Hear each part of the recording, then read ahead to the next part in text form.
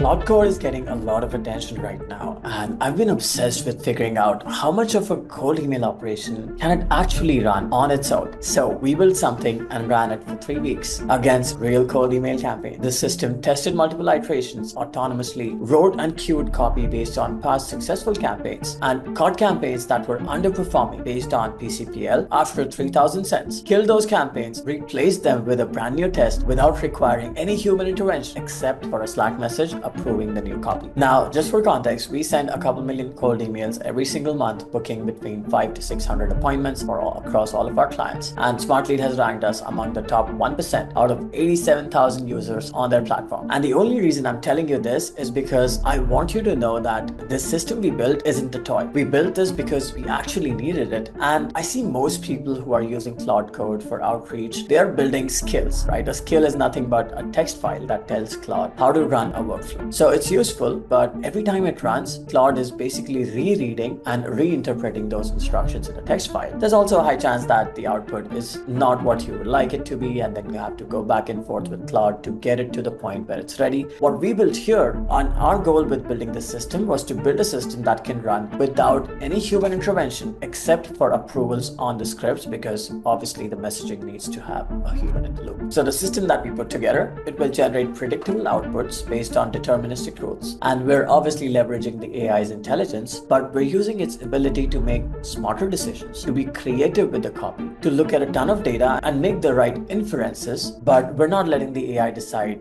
what happens when and what to do next. I hope that makes sense. And if not, I'm going to run you through the workflow so you'll be able to understand what I mean. Ever managed cold email campaigns? You know what the manual version looks like. You're waking up every day looking at your campaign stats. If you see something underperforming, you go down a rabbit hole to figure out what's wrong, what's broken. You see if you need to kill the campaign, you need to rebuild the sequence, you need to re-upload the leads and reactivate the sequence, make sure everything's okay. It's a long process, right? And if you need to do it multiple times a day, your entire day is gone just clicking buttons inside Smartlead. And as the human being, you should be responsible for generating new angles, for coming up with new offers, for doing more of the strategic work rather than just spending your day clicking buttons around the Smartlead UI. And that repetitive work is exactly what Claude Code and these AI-powered systems are good at. So the first question that we tried to answer was, how much of this mechanical decision-based thinking and execution can we hand off to an autonomous system? And it turns out it's actually quite a bit. And building this system has allowed us to take a few of our client accounts, make them run completely on autopilot, freeing up our account manager's bandwidth to work on more complex accounts and to make higher leverage decisions. Now, before we get into the actual system, I want to talk about one metric, and it's not the reply rate, it's the PCPL, which is prospects contacted per lead. It is the number of people that you had to email to get one positive reply. And the reason we use this metric instead of reply rate from Smartlead is because reply rate by itself is incomplete, right? A 3% reply rate sounds amazing until you realize that, of those replies, most people were out of office, not interested, or was just trying to ask you to not contact them again. The PCPL cuts through all of that and tells you exactly how many emails you need to send if you want to generate X number of leads. That is why it is the key metric that this system is going to be optimizing for. I feel like a lot of people here on YouTube are making videos about using Claude Code for cold email, mainly because it's trending and they're doing it for the views, but they don't understand that reply rate in cold email is not nearly as important as positive replies. Now, the system that we built, it comprises of 5 sub-programs, each of them running on a schedule. And all of these programs track their state through one single file. Now, the monitor is responsible for checking campaign health every night. If something's underperforming, it gets killed. If the pipeline is running low, the create module generates a new iteration and finds leads, picks an angle, writes the copy, builds the brief. It then posts to Slack where a human being reviews and approves everything, and then finally it launches. Let me walk you through each of these 5 pieces. So the first one, the monitor, it runs every day at 7:50 p.m. Eastern, and it pulls stats from every active campaign in Smartlead and makes one decision per campaign, whether to keep the campaign running or to kill it. This decision is based entirely on the PCPL. And for this client, the threshold that we have set is the PCPL should be lower than 1700 for the campaign to be killed, and the campaign should have contacted at least 3000 leads before its PCPL is evaluated. So here's an example, right? In this case, the campaign has contacted 3011 leads. We've had 2 positive replies, which makes our PCPL around 1505, and the bounce rate is 1.2%. So the campaign stays alive. By the way, we've added another filter there, where if the bounce rate for a campaign is over 3% after 3,000 cents, then that campaign also gets killed. Now, here's an example of a campaign that was killed after 8,420 cents because it received 3 positive replies and the PCPL came out to around 2806, which is obviously greater than 1700. Now, in this case, the monitor writes back to a file called results.json, which logs the reason this campaign is being killed. It stops the campaign and it triggers creating a new campaign, because when the monitor sees that fewer than 2 active campaigns exist, it triggers the next module, which is create. And this create is now going to generate a second campaign. Remember, the system is built to run at least 2 campaigns in parallel all the time. And the monitor exists to make sure that PCPL is in check and that there are 2 live campaigns at all times. As soon as we kill a campaign, the number goes down to 1. That triggers the create module, which is now responsible for generating the next iteration. Now, obviously, in order to make this work, we had to feed it templates of successful campaigns from all of the campaigns we've run in the past. We fed it the client's offer, the angles that we could use, the lead list, ICP pain points, and a lot of other information to allow it to come up with new angles. We also fed it guidelines around the length of the copy, to end emails with a question, the call to actions to use, the subject line variants to use, and so on and so forth. So if you're building something like this, you have to give it the basic copywriting guardrails, which is easy to do when you use a skill. So now the system can invoke a skill to write the copy, but the skill alone would not be enough to autonomously run the whole system. I hope you see the difference between using skills and building a system like this one. It's going to create a new folder for that iteration, and each folder is going to have these files. The brief.json is the strategy brief for this new campaign. It includes the angle, the segment, the offer, and the lead range that this iteration is pulling from. The scripts.json is the actual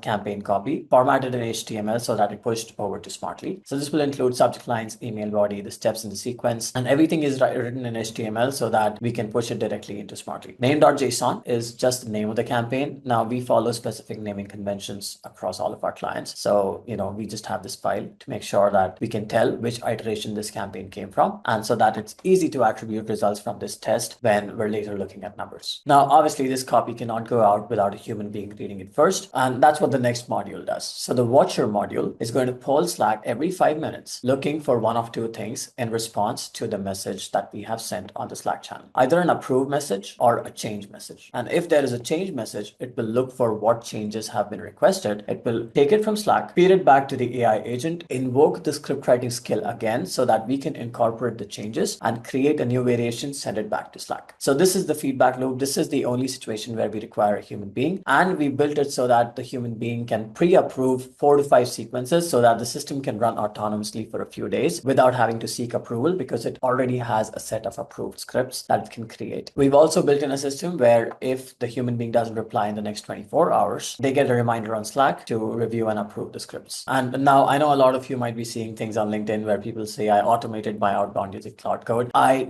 do not think that's a good idea, especially when you're using it for clients. You always want to have some degree of control on what offers and angles and messaging is going out, because AI sometimes, despite the best guidelines, the output from AI is not predictable, especially when it comes to creative stuff like email scripts. So you always want to have a human being review and approve copy before it goes out. Real quick, if you're watching this and you're thinking, you'd rather have a team handling your outbound strategy end to end, hyperke.com/chat is the first link in the description. Book a free call and we'll talk about how we could manage an outbound system for you. All right, let's get going with the next module, which is the launch module. As the name suggests, this one takes the approved iteration, reads all the files in the folder, and builds a campaign inside Smartlead using the API. Now, Smartlead API in and of itself doesn't allow you to do all of the things that I'm about to describe. So we use a combination of the Smartlead CLI, the official API docs, and then some unofficial APIs that you can get access to by looking through the network tab on your browser. So the script is built to set up the sequences, upload the copy, configure the plain text only configuration in the campaign settings. It's going to set up the correct send window. It's going to set up the correct time gap between the follow-up steps,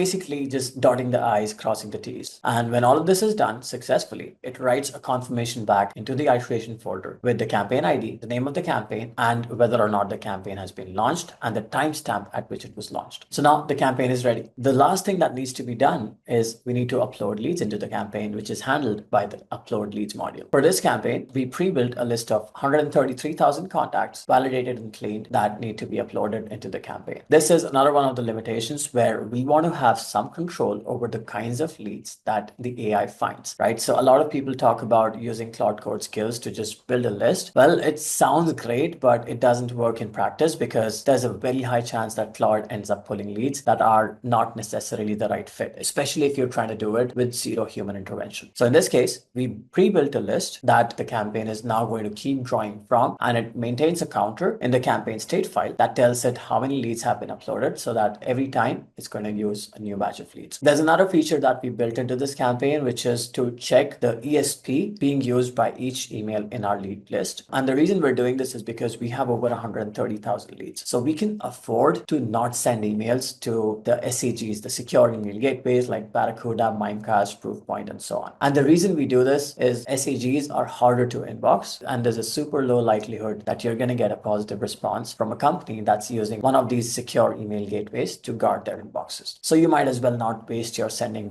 capacity and risk your reputation by sending emails to recipients using SEGs. So we just skip them entirely. Now, all of this is constantly logged in the campaign-state.json file. And as soon as a campaign drops below 500 uncontacted leads, the monitor will flag it. It will call the upload leads module, which will run again and add another batch of leads to the campaign so that the campaign never stops running as long as it is below the PCPL threshold and below the bounce rate threshold. Now, here are the guardrails for this autonomous system. First, PCPL must stay below 1700 because above that, it is clear indicator that the campaign is underperforming. The minimum number of sends before we decide whether or not to kill a campaign should be 3000. We don't want to destroy campaigns before gathered sufficient data. Then the maximum allowable bounce rate is 3%. If we receive 0 overall replies after the first 1000 emails, we will stop the campaign because that tells you there is something seriously wrong with the senders being used, because that signals a deliverability problem. And then number 5, we have an approval timeout, which is 24 hours. If the user doesn't approve campaigns within 24 hours, the user will receive a reminder. And if we don't receive a response to the reminder, the leads for the current day will be uploaded to the other campaign being run. Remember, there's always 2 campaigns being run in parallel. The leads will be sent to the other campaign, which is our control case. Now, there's one last thing worth knowing before we end this video, and that's the thing that makes this whole system actually work. All 5 of these modules share one file, which is the campaign-state.json. So think of this file as the system's brain. It is the orchestrator that tracks everything that's currently running, how many leads have been uploaded, which leads have been skipped, whether a campaign is waiting for approval, which angles have been tried, which types of scripts have been tried, what is the feedback that the user has given us in the past, what are some things that the user asked us to avoid, and so on and so forth. So this file is ever growing, which means just like a human being's brain, it is learning in a context specific to this particular client. So the machine is going to get smarter over time as it gets more feedback from the human being. And the reason this matters so much is because if you try to get all of your modules to talk to each other, it is very likely that the system will get chaotic and there's a chance you introduce bugs into the process. So all of them just update this one file, and the orchestrator, which stores its state in the campaign-state.json, decides what action to take next. And there you have it.